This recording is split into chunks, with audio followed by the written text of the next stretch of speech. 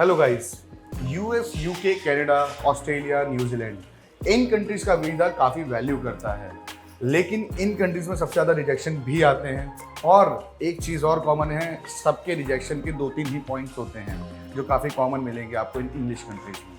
क्या पॉइंट्स हो सकते हैं वो मैं आपको इस वीडियो में बताता हूँ। प्लस अगर आप हमारे साथ इन वीज़ाज़ को अप्लाई करने का ट्राई करते हैं तो आपको क्या बेनिफिट मिलने वाला है जिससे हम ओवरकम कर सकते हैं आपके वीज़ा रिजेक्शन को, या क्या ऐसे पॉइंटर्स हम डिस्कस करते हैं या हम एप्लीकेंट को सजेस्ट करते हैं जिनसे उनके वीज़ा मिलने के चांसेस बहुत हाई हो जाते हैं, वो मैं आपको वीडियो में बताता हूँ।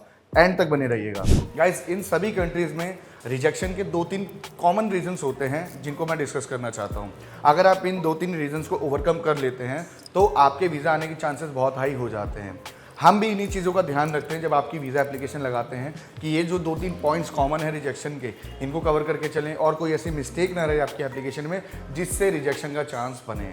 अब रीज़न क्या होते हैं? सबसे पहला कॉमन रीज़न होता है पर्पस ऑफ ट्रैवल। अगर आपका पर्पस ऑफ ट्रैवल जस्टिफाइड नहीं लगा उन्हें तो वो वीज़ा रिजेक्ट कर देते हैं। सेकंड पॉइंट होता है फाइनेंशियल्स का। अगर आपके फाइनेंशियल डॉक्यूमेंट इनफ भी होने के बाद उनको समझ में नहीं आए तो भी वो रिजेक्ट कर देते हैं। थर्ड होता है ties, family ties, economic ties आपके कैसे हैं आपकी होम कंट्री और जिस कंट्री आप जा रहे हैं वहाँ। तो ब्रीफली अगर मैं एक्सप्लेन करूं, पहला पॉइंट जो मैंने बताया पर्पस ऑफ ट्रैवल जस्टिफाइड होना चाहिए। उसका मतलब ये है कि आपका पर्पस जो भी है जाने का, चाहे आपको अपने बच्चे से मिलने जाना है, किसी फैमिली मेम्बर से मिलने जाना है या किसी वेडिंग अटेंड करने जाना है, कोई भी रीज़न हो, उससे रिलेटेड कंप्लीट पेपर प्रूफ आपके पास होने चाहिए। इमोशनल टच होना चाहिए, कनेक्शन दिखना चाहिए। ठीक है, तो ये 2-3 पॉइंट्स होते हैं जो आप एक्सप्लेन करते हैं अपने कवर लेटर में या एक्सप्लेनेशन लेटर में या इनवाइट लेटर में, जो लगना चाहिए वीज़ा ऑफिसर को पढ़ने के बाद कि हाँ इनके पास जाने का एक वैलिड रीज़न है।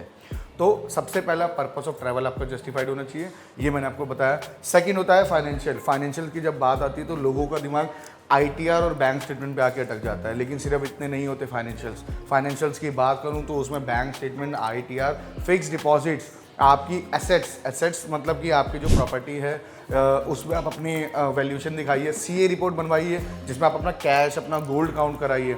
आपके पास गाड़ी वगैरह है तो वो अपनी काउंट कराइए, तो उससे इम्पैक्ट पड़ता है। थर्ड रीज़न जो मैं बता रहा हूँ वो है इकोनॉमिक टाइज या फैमिली टाइज को लेके। अब फैमिली टाइज शो करने के लिए लोग क्या करते हैं, अपने वीज़ा से रिलेटेड डॉक्यूमेंट तो लगा देते हैं कि भाई मैं अपने बैंक स्टेटमेंट वगैरह सब लगा रहा हूँ, लेकिन अपने फैमिली टाइज शो करने का कोई ध्यान नहीं देता। उसमें आपको अपनी जो आपका फैमिली ट्री है वो शो करना चाहिए। आपके साथ जो फैमिली मेम्बर्स रहते हैं उनके आईडी प्रूफ लगाने ज़रूरी होते हैं। आप उनके अदर आईडी प्रूफ हैं जैसे आधार कार्ड या पासपोर्ट, वो आप लगाइए। प्लस जिनके पास आप विजिट कर रहे हैं उनके आईडी प्रूफ वगैरह सब कंप्लीट होने चाहिए। और आपकी एसेट्स वो मैटर करती हैं कि आपके यहाँ पे अपने नाम पे प्रॉपर्टी शो करने के लिए हो, एफडीज़ हो, तो वो भी आपके टाइज में काउंट हो जाता है।